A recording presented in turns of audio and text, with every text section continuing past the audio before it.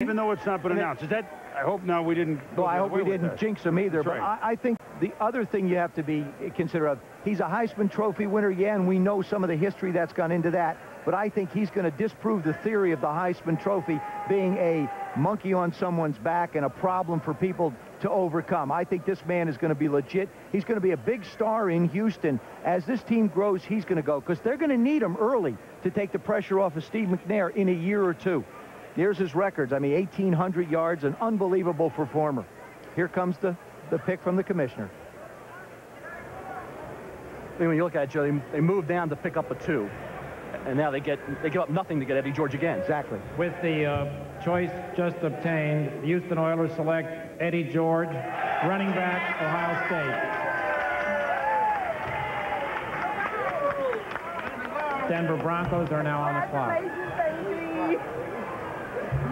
So the Heisman Trophy winner has found a home. Remember, when Marcus Allen won the Heisman Trophy, he lasted quite a while until Al Davis picked him in Oakland, and that certainly panned out. He's still lasting quite a while.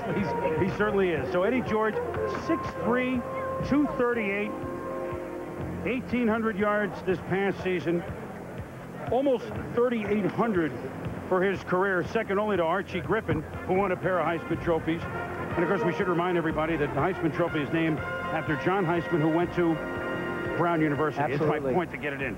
Let's go to Gary Danielson, who watched Eddie George throughout his career. Gary?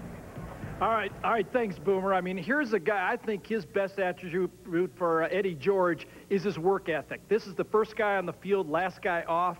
He's got above-average hands. He's going to give you durability. And this is the type of guy that you can build an offense around, and he can pick up the blitz with his size. He just got better and better as his career went along, and he has above-average speed. He's going to run in the low 4.5, 4.55, and I think Houston has a player that they can depend on first, second, and third down, and type of player that they can build an offense around. Let's now go to Chris Fowler. Chris? All right, that so-called Heisman jinx that Joe Theismann talked about doesn't really apply to guys who have been running backs. There have been a whole series of running backs who have gone and won the Heisman Trophy and had great careers. Barry Sanders, Herschel Walker, Marcus Allen, Tony Dorsett, Earl Campbell. So it's been more the quarterbacks and the wide receivers who have had trouble living up to whatever Heisman Trophy jinx there might be. He follows Rashaan Salam, who last year was the 5th running back taken. About this time, talked to him, Mike, and he used that as motivation. I think Eddie George, the same kind of work ethic we've talked about, I think that's going to use as motivation for him, I'm sure with Tim Biakabatuka moving ahead of him, too, that's a motivational spot for him also. But he was a high school high hurdle champion, a very productive running back for Ohio State. Let's take a look at his package right here. Big back. Runs very high. When you see him run, he's going to take a lot of hits. Here's him break into the open. He has excellent vision, as all the other running backs that we've talked about early in this pick. Takes a lot of hits. He's also an excellent blocker for the Buckeyes. He's got good hands here. Ohio State shifts him out of the backfield so you can shift him or motion him and put him in some mismatches with strong safeties and safeties out of the backfield, catch the football. Strength is his biggest asset. You're looking at a guy that's going to gain 4+ yards for you. Good, solid running back. He can run the ball 20+ times for you. The knock on him is the breakaway speed, but you get a solid back in Eddie George. Okay, is that a major concern for you, the lack of a lead blocker in that offense? The Houston offense doesn't have one. You think that that's the thing that Eddie George really needs? I think he needs a lead blocker, but I still think he's a good, solid back that's going to be a durable back for you over the long haul. And a guy who will be very motivated by getting picked behind Tim Biakabatuka. For Ohio State Buckeyes now, 3 go in the first round. Same thing happened last year. Boy, they've had some talent come through Columbus in recent years. Corey Stringer, Galloway, and Craig Powell, the linebacker. Second year in a row, 3 #1 picks for Ohio State. They still have a lot of talent, too. Absolutely. Let's get out of Chris Myers now. All right, well, thanks, Chris. The reason that the Oilers had to trade back up and get Eddie George is because the Minnesota Vikings at number 16, the debate was beginning in their war room. They liked Eddie George. They had him ranked as the top offensive player on the board at the moment, maybe even the best player overall, although the Vikings considering defensive line play as well. Now the Vikings will watch and see what Denver does with that 15th pick, thinking defense. Minnesota likes Dwayne Clemens and Marcus Jones, a couple of defensive linemen that they're going after. Let's now go back to Chris Berman in New York. All right, Chris, and all the Chris's are combining here on the NFL Draft. The Denver Broncos are up. They ought to think about some defense. We'll be back in New York in just a moment. into the #1 spot, knocking out Notre Dame, who was with 9. I thought you wanted to know that. USC with Keyshawn today is up at #9. So the Denver Broncos are on the board with little under 9 minutes to go. And we've just learned that they have selected linebacker Louisville, Tom Jackson. No, they did that once. We've selected Tom Jackson at Carolina headquarters. Where are they going? They go on defense, Tom. They have to. Well, Boom, I think that they showed their priorities in the last 48 hours with the aggressiveness with which they went for Eric Swan. Now, that deal fell through as of yesterday. I know that Dwayne Clemens is very appealing to them on the defensive line, and I think when you look at the overall defensive front of that team, a healthy Dan Williams, a Michael Dean Perry, Alfred Williams maybe rejuvenated, playing closer to home, I think they'd have a very formidable front four if they can put Dwayne Clemens in it. And as Pat Bowlen told me yesterday, if you only have to cover for 2 seconds, you become very much a better cover man. Let's go to Mort down in Miami. Well, I just got off the phone with Steve Zucker, Eric Swan's agent, and they clearly were disappointed yesterday when that trade fell through between the Broncos and Cardinals. Zucker actually had a deal done with the Broncos contract-wise, and he did not confirm this, but I understand it was for a $7 million signing bonus, $21 million overall. He still is somewhat hopeful that this thing can be worked out during the weekend, but isn't too optimistic about that. All right, let's go back to New York. All right, Mort, thank you. The Denver Broncos on the clock, under 7.5 minutes to go.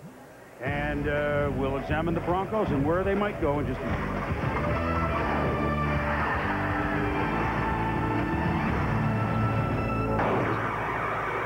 Who do we have left? And I think there are a couple of names that, if you would have done a mock draft a few weeks ago, a couple names you see right here that would have been gone had this been done 2 or 3 weeks ago, correct? Yeah, the first 13 players on my board, the only one left that was 8 was Marvin Harrison, so he's the best player. Then Dwayne Clemens was 14, and we think he's a possibility for Denver. Leland McElroy has a great potential at running back, and of course Tony Brackens, we know about the pass rushing ability there. Ray Lewis, I think, is a tremendous linebacker. He had 18, 20 tackles in several games, very productive, and it's a weak position, middle linebacker. And of course Kareem, the player that I think is very creative, very elusive. He should be a late first, early second round pick.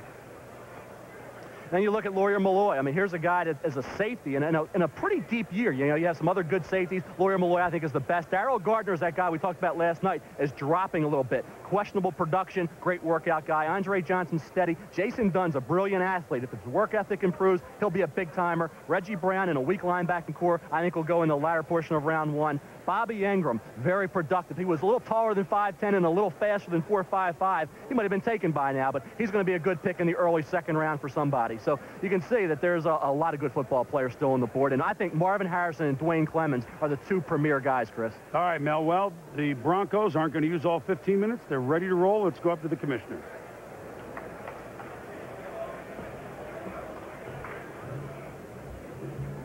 With the 15th choice in the first round, the Denver Broncos select John Mobley, linebacker, Kutztown State.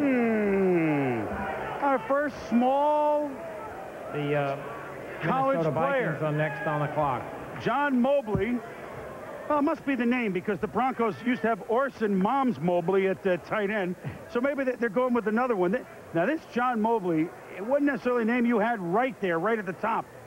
But here's a guy from Kutztown State, the school that produced Andre Reed, the school that produced the former Jets running back Bruce Harper. They've had some very good pros, and he could fly. He was 27th on my board, Chris. And when you look at John Mobley coming out of Kutztown, of course, Andre Reed school, you watch his athletic ability and his speed. He gets from point A to point B very quickly. And that's what he's going to have to do, because he's not going to be able to take on blockers. Not that big. He's only 6'1", 230 pounds. But you see a lot of comparisons to Lee Woodall. And, of course, Mike Shanahan remembers Lee Woodall from the 49er days. And I think when you look at a guy like, John Mobley, that's what you're going to have to do with him. You're going to have to hope that your defensive line occupies the blockers, allows John Mobley the freedom to utilize that speed and quickness. I think that you bring up some very key points there. Greg Robinson, who's the defensive coordinator out in Denver, loves speed and quickness. Remember what he did with the Jets. Did a terrific job there with the Jets, trying to do the same thing out in Denver. Give me some speed, give me some people that can run.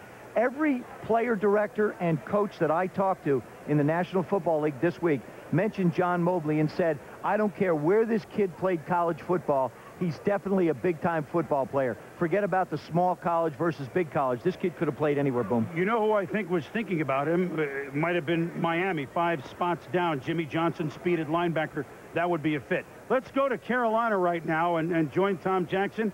And I know, Tommy, maybe it wasn't the first name that came to mind, but as soon as you add up outside backer with speed.